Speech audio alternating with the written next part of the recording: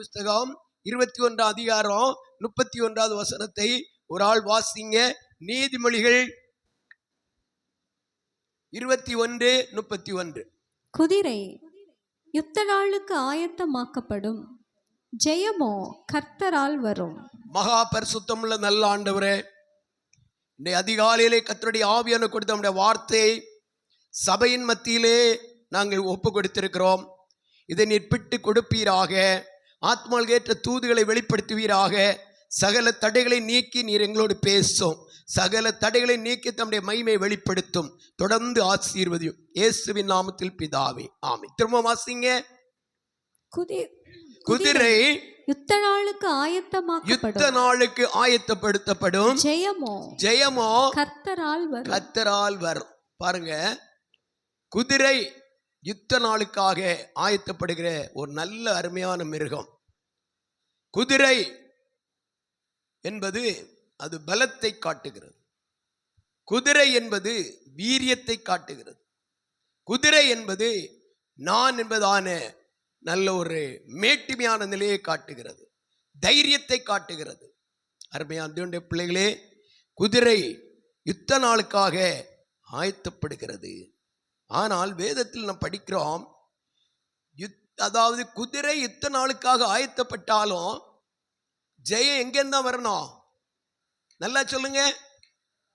கர்த்தரால் தான் வரணும். ஆண்டவர் தான் நமக்கு என்ன செய்யணும்?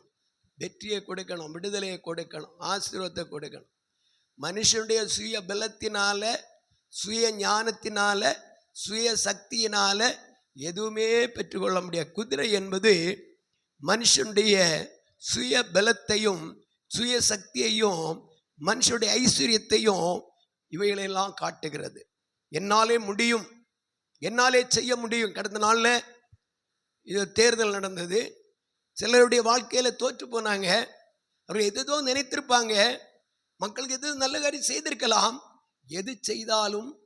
ஆனால் கர்த்தர் ஜெயத்தை கொடுக்காவிட்டால் ஒன்றுமே வெற்றி அடைய முடியாது. மனுஷனுடைய இருதயத்தை நீர்க்கால்களைப் போல் ஆண்டவர் திருப்புகிறவர்.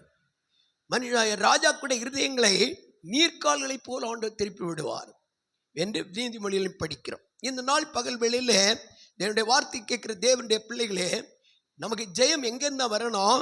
சீயோனிலிருந்து தான் வர வேண்டும், தேவ சமூகத்திலிருந்து தான் வர வேண்டும். ஆனால் 37ஆம் சங்கீதத்தில் படிக்கிற அவர் சொல்ல ஆகும். கட்டளையிடுங்க, அந்த வார்த்தையை வாசிங்க. ஹல்லேலூயா, ஹல்லேலூயா, ஹல்லேலூயா. அவர் சொல்ல ஆகும், கட்டளையிட நிற்கும். ஆமென். பாருங்க, அப்போ தேவன் எப்பொழுதுமே அவர் எதை சொல்வாரோ அது நடக்கும். மனுஷனுடைய சொந்த பிளான் படி எதுவுமே நடக்காது. குதிரையை பற்றி சில காரியங்களை முதல்ல பார்த்து விட்டு ஜெயத்தை பற்றி பார்க்க போகிறோம், வாசிக்க போகிறோம். கர்த்தருக்கு ஸ்தோத்திரம். சங்கீதம் 33:16 வாசிங்க. சங்கீதம் 33:16-17. எந்த ராஜாவும் தன் சேனையின் மிகுதியால் ரட்சிக்கப்படான், சௌரியவானும் தன் பலத்தின் மிகுதியால் தப்பான். ரட்சிக்கிறதற்கு குதிரை விருதா, அது தன் மிகுந்த வீரியத்தால் தப்புவியாது. மிகுந்த வீரியத்தால் தப்புவியாது. அல்லேலூயா. குதிரையினுடைய வீரியம், யுத்தத்துக்கு ஆயத்தப்பட்ட ஒரு குதிரை யுத்த தலைவனுடைய சத்தம் கேட்டு வீரியமாக எழும்புமாம்.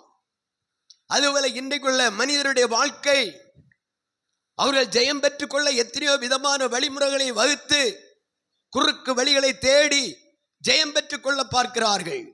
மனுஷனுடைய சுய எண்ணம், சுய சிந்தை, சுய முயற்சி, சுய ஒரு பலன், அவைகளெல்லாம் மாயை. கர்த்தர் தான் என்ன செய்யணும்? வெற்றியை கொடுக்கணும். ஜெயமோ கர்த்தரால் வரும். பிள்ளைகள் எக்ஸாம் எழுதுனாங்க. சில இடத்துல இருந்து ஃபோன் வந்தது, ஐயோ மார்க் ரொம்ப குறைஞ்சி போச்சு, நீ நல்லா எழுதியிருந்தா பிள்ளை கிடைக்கும். படிக்க நேரத்தில் இந்த எதையோ பார்த்துட்டு எதையோ யோசித்துட்டு போகிறது, என்ன செய்கிறது? சில பிள்ளைகள் நல்லா படித்தும் மார்க்கு குறைந்தவர்கள் இருக்கிறாங்க. அந்த இடத்துல ஆண்டவர் தான் அவர்களுக்கு ஜெயம் கொடுக்கணும். அவர்களுக்கு ஏற்றதான மார்க்கு ஆண்டு கொடுத்திருக்கிறார், அவ்வளவுதான். அதுபோல் நம்முடைய வாழ்க்கையில ஜெயத்துக்காக ஆசீர்வாதத்தை ஜெபிக்கிறோமா? சகல ஊற்று உறவிடம் அவர்தான். அவர் கையில் தான் ஆசீர்வாதம் எல்லாம் இருக்கு. ஒரு அல்லையிலே சொல்லுங்க. கரங்களை தட்டி கத்திர மையப்படுத்துவோம். இன்னும் நீங்கள் படிக்கும்போது இதனுடைய 147 சங்கீதம் 10வது வசனம் வாசிங்க. 147:10. அவர் குதிரையின் பலத்தில் விருப்பமாயிரார். அவர் குதிரையின் பலத்தில் விருப்பமாயிரார். வீரனுடைய கால்களில் பிரியப்படார். வீரனுடைய கால்களில் தேவன் பிரியப்படார். அப்படின்னா என்னால எதுவும் என்ன செய்ய முடியும்? செய்ய முடியும். நான் சாதிப்பேன். என்னால எல்லாம் நடக்கும். நான் யாரை நான் மதிக்கணும்? ஆண்டவரே மதிக்காம ஓடுறாங்க. ஆண்டவரை தேட மனம் இல்லை. ஐயோ ஆண்டவரே நீரை உதவி செய்ய வேணுமே என்று ஆண்டவர் சமூகத்தில் இருந்து கேட்க மனமற்றவர்களாய் போய் விடுகிறார்கள். அருமையான தேவனுடைய பிள்ளைகளே, மனுஷனுடைய பலன், மனுஷனுடைய சுய சக்தி, மனுஷனுடைய எண்ணங்கள், மனுஷனுடைய சொந்த நோக்கம், அது ஒன்று தேவ சமூகத்திலே செல்லுபடி ஆகாது. இப்ப நம்ம என்னதான் செய்யணும்? ஆண்டவர் சமூகத்தில் இருந்து ஜெயம் வரணுமே, அதுக்கு என்ன செய்யணும்? வாசித்து பாருங்க. ஆசாவுடைய ஒரு ஜெபத்தை வாசிப்போம். 2 நாளாம் புஸ்தகம் 14 அதனுடைய 11, 12 வசனங்களை வாசிக்க கேட்போம்.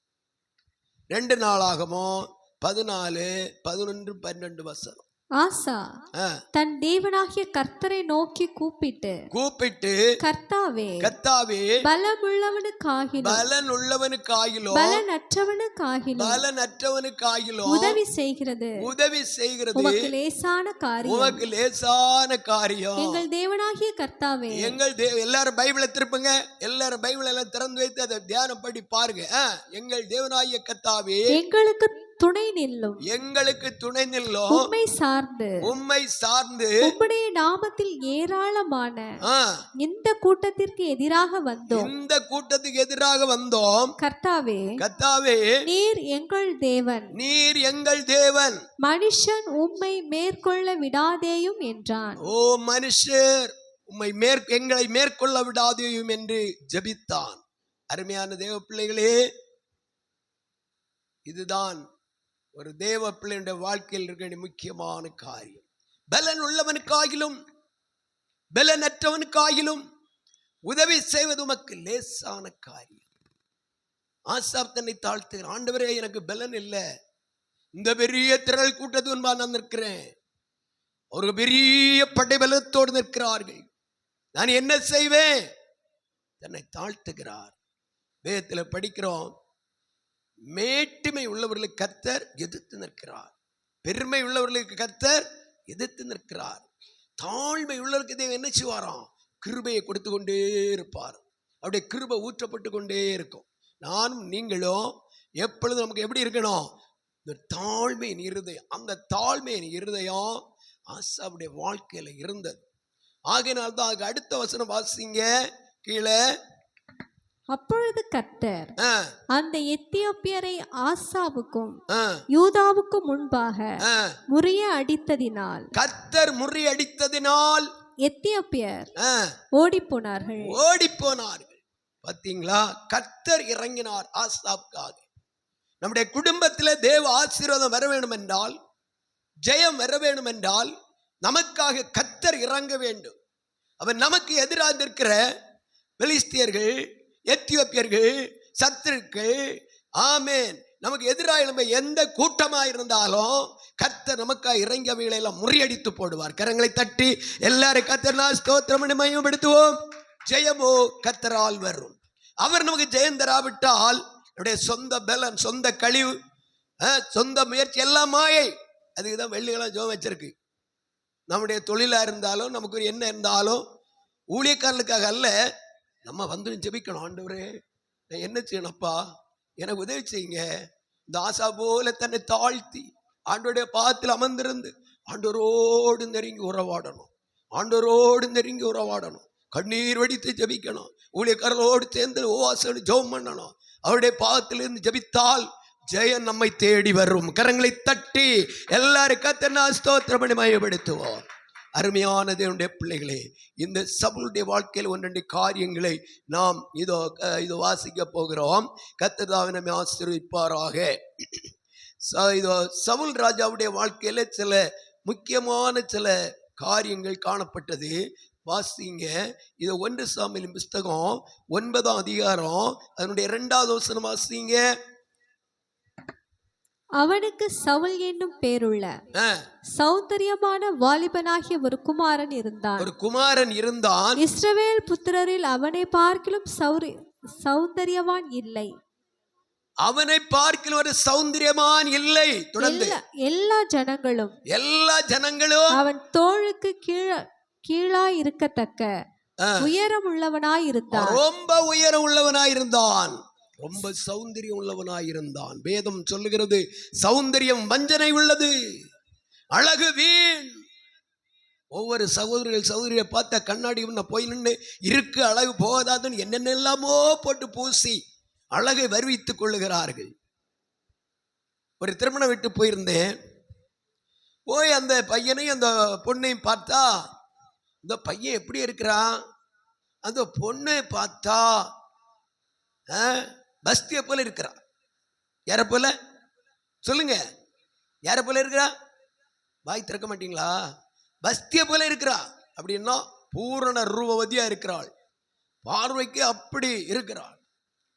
சரி, மறுபடி ஒரு நாள் ஒரு தடவை, அதுக்கு 3வது நாள் 4வது நாள் சந்திக்கிற அந்த பிள்ளைகளை சந்திக்கக்கூடிய சந்தர்ப்பம் கிடைத்தது. அப்ப நான் அந்த வீட்டில் போயிருக்கிறேன். அவங்க ஒரு ஆள் சுவை இல்லை, அதை பார்க்கறதுக்காக அழைத்தாங்க. போயிருந்தேன். நான் போய் உட்கார்ந்து கொண்டு நம்ம 3 நாளைக்கு முன்னாலே பார்த்த அந்த புது பெண் வருமே பார்க்கணும்னு நினைத்தேன். அப்போ அங்கே இருந்ததானே இதோ மாமியாரிடத்திலும் அண்ணிமாரிடத்திலும் கேட்டேன், பிள்ளை உங்கள் அண்ணி எங்கள் அம்மா இன்னும் நிற்கிறாங்க. நான் இப்படி பார்த்தேன், ஐயோ இது என்ன மாடல். சரி, இதுதான் மனுஷ வாழ்க்கை. வெளியரங்கமான அழகு எல்லாம் மாயை. சரி போட்டும். இந்த நாள் பகல் வேளையிலே தேவ சமத்து வந்து தேவனுடைய வார்த்தை கேட்கும்படி வந்திருக்கும் தேவ பிள்ளைகளே, சவுல் ரொம்ப சௌந்தரியம் உள்ளவர். ஆள் பார்த்தா அப்படி இருப்பார். இவரை பற்றி அருமையான தேவ மனிதர் தாவீது பாடுகிறார். வாசிங்க. ஆமென். 2 சாமுவேலின் புஸ்தகம் 1ஆம் அதிகாரம் 23ஆம் வசனம். 2 சாமுவேல் 1:23. உயிரோடு இருக்கையில் சவுலும் யோனத்தானும் பிரியமும் இன்பமுமாய் இருந்தார்கள். மரணத்திலும் பிரிந்து போனதில்லை. கழுகுகளை பார்க்கிலும், நல்ல கவனிச்சிடுங்க, கழுகுகளை பார்க்கிலும் வேகமும் சிங்கங்களை பார்க்கிலும் பலமும் உள்ளவர்களாயிருந்தார்கள். யாரெல்லாம் சொல்லுங்க, யாரெல்லாம்? சவுலும் யோனத்தான். அப்போ அவ்வளவு பராக்கிரமசாலிகள், தகப்பனும் மகனும். கழுகை போல வேகமாய் நடக்கக்கூடியவர்கள், நல்ல பலசாலிகள், நல்ல பராக்கிரமசாலிகள். ஆனாலோ ஒரு நாள் தேவனுடைய சமூகத்தை விட்டு விலகினார்கள். சவுல் விலக ஆரம்பித்தார். ஒரு பொல்லாத ஆவி அவருக்குள் வந்தது. தேவன் அவரை வெறுத்து தள்ளி அவருடைய ஸ்தானத்தை இன்னொருவரை ராஜாவாக தேவன் அபிஷேகித்தார். தள்ளப்பட்ட சவுலுடைய உள்ளத்திலே பெருமையும் காய்மகார்வம் குடிகொண்டது, எரிச்சல் குடிகொண்டது. பெருமை, அந்தஸ்து, தன்னை பற்றி தான் ஒரு பெருமையான காரியம். அப்படின்னா எங்க யுத்தத்துக்கு போனாலும் தனக்கு பெயரை பிரஸ்தாபடுத்துவார். அதெல்லாம் தேவனுக்கு பிரியம் இல்லை. நம்ம ஒரு காணிக்கை கொடுத்தாலோ, நம்ம நம்மளால ஏதாவது ஒரு நன்மைகள் மற்றவை செய்தாலோ வெளியே தெரியக்கூடாது. வலது கை செய்கிறது அறியக்கூடாது. தேவனுக்கு நமக்குள்ள ரகசியம். ஒரு அல்லையில சொல்லுங்க. இவர் அப்படி அல்ல. அப்படி நிறைய காரியங்களை என்ன வாய்ப்போனா தேவனுக்கு பிரியம் இல்லாத காரியங்களை செய்து கடைசியில் விக்கிரக ஆராதனைக்கு அடிபடி ஆரம்பித்தார். பெரிய மனுஷன்தான், சௌந்தரியம் உள்ளவர் தான், பராக்கிரமசாலி தான், யுத்த வீரன் தான், எல்லா இஸ்ரவேல் ஜனத்துக்கு மேலான உயரமுள்ள மனுஷன் தான். என்ன செய்கிறது? ஜெயமோ கர்த்தரால் வரும். இங்க நடந்த சம்பவம் என்ன? இதனுடைய 1 சாமுவேல் புஸ்தகம் கடைசி அதிகாரத்தை நீங்க படிக்கும்போது அவர்கள் யுத்தத்துக்காக போகிறார்கள். யுத்தத்துக்காக போய் அது முதல் வசனத்திலிருந்து வாசிங்க பாப்போம் கொஞ்சம். 1 சாமுவேல் புஸ்தகம் கடைசி அதிகாரம். பெலிஸ்தர் இஸ்ரவேலரோடு யுத்தம் பண்ணினார்கள். இஸ்ரவேலர் பெலிஸ்தருக்கு முன்பாக முறிந்தோடி கில்போவா மலையிலே வெட்டுண்டு விழுந்தார்கள். பெலிஸ்தர் சவுலையும் அவன் குமாரரையும் நெருங்கி தொடர்ந்து சவுலின் குமாரராகிய யோனத்தானையும் அபினதாபையும் மல்கி சூகாவையும் வெட்டி போட்டார்கள். சவுலுக்கு விரோதமாய் யுத்தம் பலத்தது. வில்வீரர் அவனை கண்டு நெருங்கினார்கள். அப்பொழுது சவுல் வில்வீரரால் மிகவும் காயப்பட்டு தன் ஆயுததாரியை நோக்கி, அந்த விருத்த சேதனம் இல்லாதவர்கள் வந்து என்னை குத்தி போட்டு என்னை அவமானப்படுத்தாதபடிக்கு நீ உன் பட்டயத்தை உருவி என்னை குத்தி போடு என்றான். அவனுடைய ஆயுததாரி மிகவும் பயப்பட்டதினால் அப்படி செய்ய மாட்டேன் என்றான். அப்பொழுது சவுல் பட்டயத்தை நட்டு அதன் மேல் விழுந்தான், தற்கொலையே பண்ணிவிட்டான். நான் எதுக்கு அந்த பகுதியை சொல்லிக் கொடுக்க என்றால், ஜெயமோ கர்த்தரால் வரும். மனுஷ சௌந்தரியமோ, மனுஷ ஞானமோ, ஐஸ்வர்யமோ, மனுஷனுடைய யுக்தியோ எல்லாம் என்ன செய்ய முடியும்? என்னால முடியாது ஒன்றே இல்லை. கர்த்தர் அங்கே இறங்காவிட்டால், ஆசாவுக்கா கர்த்தர் இறங்கினார், வெற்றி கண்டார். இந்த சவுல் எத்தனையோ யுத்தங்களை பண்ணாலும் கர்த்தர் கூட இல்லாதபடி கடைசி யுத்தத்தில் அவருடைய மகன் மட்டுமல்ல, இஸ்ரவேல் ஜனம் முழுவதும் முறியடிக்கப்பட்டார்கள். பெரிய யுத்தம். பெலிஸ்தியருடைய கை ஓங்கினது. அருமையான தேவனுடைய பிள்ளை, பெலிஸ்தியன் என்ற மாமிசமானவன் உலகம் சத்துருக்கள் நமக்கு நேராக ஓங்கி நின்று நம்மை முறியடிக்க வேண்டும் என்றால் கர்த்தருடைய கிருபையும் கர்த்தருடைய கரம் நம்மோடு இல்லை என்பது அர்த்தம்.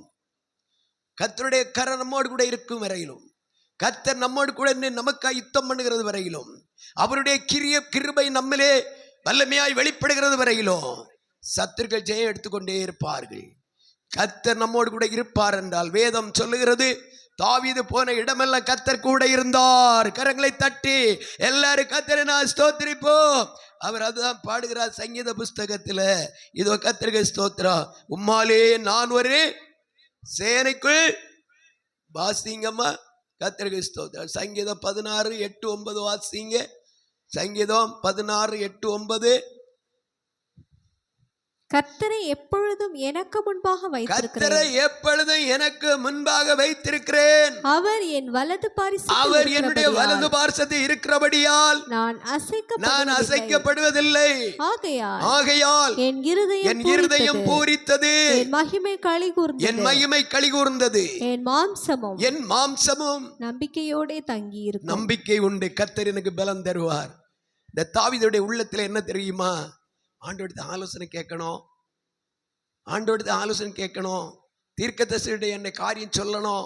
நமக்கு ஒரு பிரச்சனை, ஒரு காரியம் ஊழியக்காரர்கிட்ட கேட்கணும். ஆண்டவரே, ஊழியக்காரங்கிட்ட வந்து ஆலோசனை கேட்டு ஜெபிக்கணும்.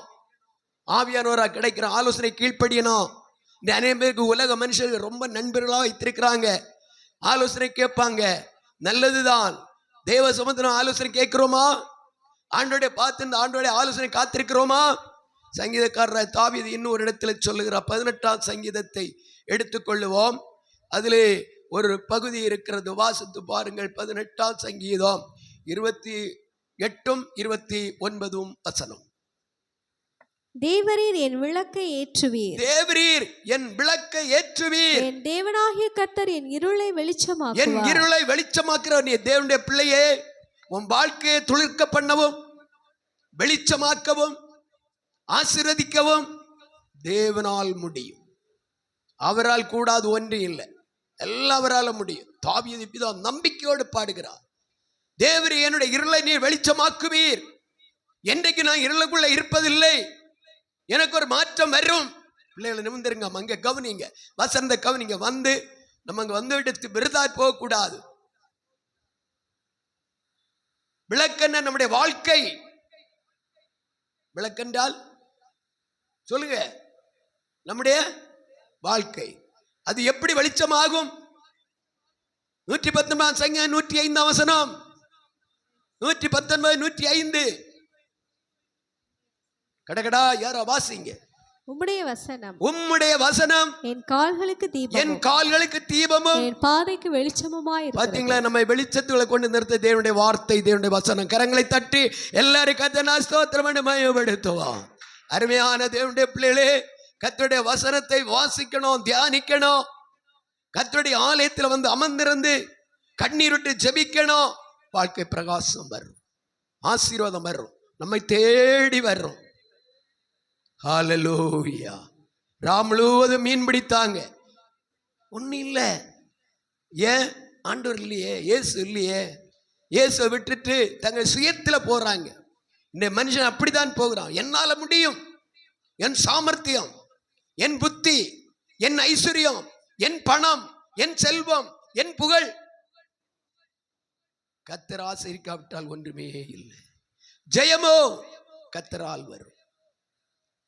ஆசீர்வாதம் கிடைக்கிற ஜெயத்துக்குரிய வழியை தேவன் அடைத்து விட்டா ஒன்றுமே செய்ய முடியாது. ஒரு அலையிலே சொல்லுங்க. ஆகையினால் ஆசாப்பல் நம்ம அர்ப்பணிப்போம். கர்த்தர் நம்மை ஆசீர்வதிப்பாராக. அடுத்த கீழே அடுத்த வசனம் வாசித்து முடியுங்க. அதை இப்போ வாஸ்து 18 சங்கீதத்தில் என்ன விட்டுட்டீங்களா? 28 29. உம்மாலே நான் ஒரு சேனைக்குள் பாய்ந்து போவேன். உம்மாலே நான் ஒரு சேனைக்குள் பாய்ந்து போவேன். என் தேவனாலே ஒரு மதிலை தாண்டுவேன். என் தேவனாலே ஒரு மதிலை நான் தாண்டுவேன். என்னால இல்ல, தேவனாலே. எந்த இடத்துல பார்த்தீங்கன்னா தாவீதுடைய வாழ்க்கையில தேவனை தான் முன்னால நிறுத்துகிறார். ரொம்ப முடியாவிட்டா ஊழியர்கள் அழைக்கிறார், இந்த தீர்க்கதரிசிகளை அழைக்கிறார். என்ன செய்வோம், எப்படி செய்வோம்? அவரே போய் உட்கார்ந்து ஆண்டோட ஆலோசனை கேட்கிறார். ராக்காலத்தை தேவன் நல்ல ஆலோசனை கொடுக்கிறார். எனக்கு ஆலோசனை தந்த கர்த்தரை நான் துதிப்பேன். இன்னும் காலைல 1 மணிக்கு எழும்பியிருந்து ஆண்டோட ஆலோசனை கேட்டு ஜெபம் பண்ண கரங்களை எடுத்து பார்ப்போம். ஒரு கை உயரேல. பின்ன என்ன கிறிஸ்தவ பிள்ளைகள் பைபிளை மட்டும் நீட்டத்தில் வச்சிருந்தா மட்டும் காணாது. கொண்டு வீட்டில் அடுக்கி வச்சுக்கிட்டு இன்னும் பைபிள் இருக்கு, நல்ல டிவி இருக்கு, பிரசங்க கேட்குது. இன்னைக்கு பிரசங்கம் இல்லை கேட்கறது. பிள்ளைகள் கேட்பாங்க, எனக்கு இந்த இதை போடு, எனக்கு அதை போடு, அதை போட்டு கொடுங்கன்னு சாப்பிடாது. பிள்ளைகள் சாப்பிடணுமா, அது கேட்கறது போட்டு கொடுக்கணும். என் பிள்ளை ரட்சிக்கப்படலையே, அதை பற்றி கவலை இருக்கா? மார்க்கு கொஞ்சம் குறைஞ்சிட்டா, ஐயோ இப்படி எடுத்துட்டாளே, ஐயோ குறைஞ்சு போச்சே. பிள்ளை ரட்சிக்கப்பட்டுதா? பிள்ளை அபிஷேகம் வாங்கிச்சா? பரலோகராஜ்யத்தை பிள்ளை மாறி இருக்கிறதா? தாவிய சொல்லி, உம்மாலே நான் ஒரு சேனைக்குள் பாய்வேன், உம்மாலே நான் ஒரு மதிலை தாண்டுவேன். உனக்கு எதிராக எழும்பியிருக்க மதில்களை தாண்ட வேண்டும் என்றால் தேவன் உனக்காக இறங்கி வர வேண்டும். அவருடைய கிருபை இல்லாமல் உன்னால் ஒன்றும் செய்ய முடியாது. ஊழியக்காரனா இருந்தாலும் விசுவாசியா இருந்தாலும் தேவனுடைய கிருபை இல்லாதபடி எதுவுமே செய்ய முடியாது. கரங்களை தட்டி கர்த்தரை மகிமைப்படுத்துவோம். ஹல்லேலூயா, ஹல்லேலூயா, ஹல்லேலூயா. அடுத்த வசனம் அதோட சேர்ந்த வசந்த வாசிங்க ஒருங்க கூட. தேவனுடைய வழி 29 வசனம் முடிஞ்சா. உம்மாலே நான் ஒரு சேனைக்குள் பாய்ந்து போவேன். என் தேவனாலே ஒரு மதிலை தாண்டுவேன். எந்த விதமான மதில் நம்ம பதற வேண்டிய தேவையில்லை. 27 சங்கீதத்தில் படிக்கிறோம், இதோ கர்த்தர் எனக்கு எதிராக ஒரு பாளையம் இறங்கினாலும் இதிலே நான் எப்படி இருப்பேன்? நம்பிக்கையா இருப்பேன். நம்ம நம்பிக்கை எங்க இருக்கு? அல்லேலூயா, அல்லேலூயா. நாள் பகலுடைய தேவ சம்பந்தம் இருக்கு நம்முடைய வாழ்க்கையில. ஜெயம் கொடுக்கிற தேவனுக்கு நன்றி, அவரை மகிமைப்படுத்துவோம். தேவன் நம்மை ஆசீர்வதிப்பாராக. வேத புஸ்தகத்திலே ஒரு எடுத்துக்காட்டா இன்னொரு பகுதியை கொண்டிருக்கிறேன். நியாயாதிபதியின் புஸ்தகம் 6வது அதிகாரம் அதனுடைய 34 வசனத்தை ஒன்று வாசிங்க. நியாயாதிபதிகளின் புஸ்தகம் 6ஆம் அதிகாரம் 34 வசனம். அப்பொழுது கர்த்தருடைய ஆவியானவர் கிதியோன் மேல் இறங்கினார். அவன் எக்காளம் ஊதி அபியேஸ்ரியரை கூப்பிட்டு தனக்கு பின் செல்லும்படி செய்து மனாசே நாடெங்கும். போதும். இங்க இந்த சம்பவம் பயந்து நடுங்கி இருந்த கிதியோன் திடீரென்று கர்த்தர் அவனை சந்தித்து, நான் உன்னை அனுப்புறேன், நீ போ, யுத்தத்துக்கா போ என்று அழைக்கிறார். தேவனுடைய அபிஷேகத்தை அவர் மேல் ஊற்றுகிறார்.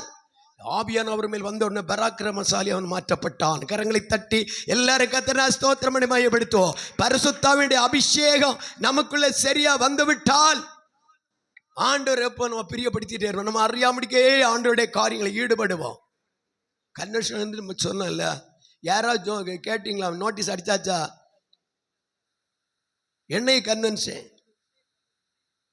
வந்திருந்து எவ்வளவு நேரம் ஜெபம் பண்றோம்? இந்த நாள் பகல்வெளியில் நாம் வருகிற 3 நாள் உள்ள ஜெபத்துக்கு கடந்து வருவோம். தேவ ஆவியார் நம்மை தொடட்டும். தேவ ஆவியார் நம்மை தொடட்டும். காரியங்கள் நமக்கு ஜெயமாய் மாற வேண்டும் என்றால் நாம் கர்த்தருடைய பாதத்தில் அமர்ந்திருக்க வேண்டும். வாசிங்க தானியேல் 6:28 வாசிங்க. நேரம் தாண்டி நான் அப்படியே முடிக்க போறேன். தானியேல் 6:28.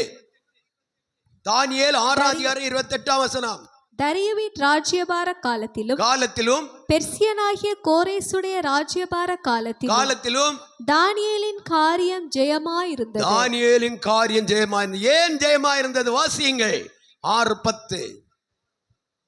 தானியேல் 6:10. தானியேலோ வென்றால் அந்த பத்திரத்திற்கு கையெழுத்து வைக்கப்பட்டதென்று அறிந்த போதிலும் தன் வீட்டுக்குள்ளே போய் தன் மேல் அறையிலே எருசலேமுக்கு நேராக பலகணிகள் திறந்திருக்க அங்கே தான் முன் செய்து வந்தபடியே தினம் 3 வேளையும் தன் தேவனுக்கு முன்பாக முழங்காற்படி தன்னை தாழ்த்தி ஜெபம் பண்ணி ஸ்தோத்திரம் செலுத்தினான். ஆண்டவன் நன்றி சொன்னான். கரங்களை தட்டுவோமா? தரியு ராஜாவுடைய நாட்களிலே தானியேலுடைய காரியம் எல்லாம் ஜெயமாய் தேவன் கொடுத்தார். தானியேல் பெரிய ஞானவான், தரிசனம் காண்கிறவர், மறைபொருளை அறிகிறவர், ஆண்டவரோடு பேசுகிறவர். ஆண்டவர் 3 தடவை தானியேல் எனக்கு பிரியமான புருஷன் என்று அழைத்தார். அப்படிப்பட்ட பரிசுத்தவானுக்கு தரியு ராஜா, பெர்சிய ராஜ்யத்தின் அதிபதி ஆகிய தரியு, அவன் இதோ கர்த்தருக்கு ஸ்தோத்திரம், அவருடைய நாட்கள் ஒரு பயங்கர சோதனை தானியேலுக்கு வந்தது. அந்த சோதனையில் தப்புக்க மனுஷனை தேடல்ல, பரிகாரிய தேடல்ல, மனஸ்துதியை மனுஷனுடைய ஸ்துதிகள் ஒன்று பார்க்கல, போயிருந்த ஆண்டோடைய முகத்தை நோக்கி. எத்தனை நேரம்? 3 நேரம். நம்ம வீட்டில் எத்தனை நேரம் ஜெபம் நடக்கு? இன்னைக்கு குடும்ப ஜெபம் உண்டா? என்ன செய்யணும்? கொஞ்சம் பிந்தி போச்சு. ராத்திரி ஜெபம், காலையில ஜெபம், மத்தியான ஜெபம், 3 நேரம் ஜெபம் இருக்கணும். அப்போதான் நம்முடைய வாழ்க்கை சுடராக வெளிச்சமாக வீசும். தேவரீர் என் விளக்கை ஏற்றுவீர், என் இருளை வெளிச்சமாக்குவீர். தாவீது அந்தி சந்தி மத்தியான வேளை தன் வீட்டிலே விளக்கு ஏற்றுகிறார். அந்த விளக்கு என்ன? தேவ வசனம். அந்த விளக்கு என்ன? ஜெபம். அந்த விளக்கு என்ன? பரிசுத்தம். அந்த விளக்கு என்ன? கீழ்ப்படிதல். ஒரு அல்லேலூயா சொல்லுவோமா? இந்த நாள் பகல் வேளையில தேவனுடைய வார்த்தையை கேட்கிற தேவ பிள்ளையே, நமக்கு முன்னோடிகளாய் கடந்து போன பரிசுத்தவான்கள் ஜெயம் பெற்ற அப்போஸ்தலனை போல் இப்படி சொல்லுங்க. ஒரு வசனத்தையும் ஒன்று கூட நான் வாசித்து தேவனுக்கு நன்றி சொல்லுவோம். 1 கொரிந்தியர் புஸ்தகம் 15:57 வாசிங்க. 1 கொரிந்தியர் 15:57. 1 கொரிந்தியர் 15:57.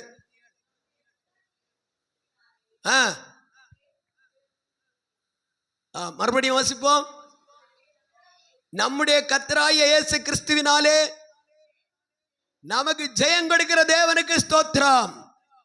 நமக்கு ஜெயம் தேவனாலே தான் வரும். அப்படியே எழும்புவோம், ஜெபிப்போம். ஹல்லேலூயா, ஹல்லேலூயா, ஹல்லேலூயா, ஹல்லேலூயா, ஹல்லேலூயா, ஹல்லேலூயா, ஹல்லேலூயா, ஹல்லேலூயா. இயேசுவே நாங்கள் மை ஸ்தோத்திரிக்கிறோம். பரலோகத்தின் தேவனே நாங்கள் மை ஸ்தோத்திரிக்கிறோம். எங்களை ஜெயம் கொடுக்கிறவரே நாங்கள் மை ஸ்தோத்திரிக்கிறோம். பலத்தினால் ஒன்று இல்லை, பராக்கிரமத்தால் ஒன்று இல்லை, உம்முடைய ஆவியினால் எல்லாம் ஆகும். ஹல்லேலூயா, ஹல்லேலூயா. குதிரை யுத்த நாளுக்காக ஆயத்தப்படும், ஜெயமோ கர்த்தரால் வரும். கண்களை மூடுவோமா? வாய் திறந்து ஆண்டவர் ஜெபிப்போமா? ஆண்டவரே எழும்புங்கம்மா, முடியுமான அளவுக்கு எழும்ப, முடியாதுங்க அப்படி உட்காருங்க. ஜெபிப்போம் ஆண்டுடைய சமூகத்தில். ஆண்டவரே என்ன கரத்தில் என்ன ஒப்பு கொடுக்கிறேன். ஆண்டவரே ஜெயமும் ஆசீர்வாதம் உம்முடைய கரத்தில் தான் இருக்கிறது. நீங்க என்ன ஆசீர்வதிக்கட்டா என்ன ஒன்று செய்ய முடியாது. ஆண்டவரே என்னை பரிசுத்தப்படுத்தும். எனக்கு அந்த ஆசாவை போல் என்னை தாழ்த்தி ஜெபிக்கக்கூடிய கிருபை தாரும். அவருடைய தாழ்மையின் ஜெபம் பெரிய ஜெயத்தை கொண்டு வந்தது, சத்துருக்களை முறியடித்தது. தானியேலின் வாழ்க்கையில் உள்ள உண்மையுள்ள ஜீவியம் ஒரு பெரிய ஜெயத்தை கொண்டு வந்தது. தாவீதுடைய வாழ்க்கையில் உள்ள தேவனின் நேர்மையான இருதயம் இருந்ததே, என் இருதயத்துக்கு ஏற்ற என்று கர்த்தர் சாட்சி கொடுத்தாரே,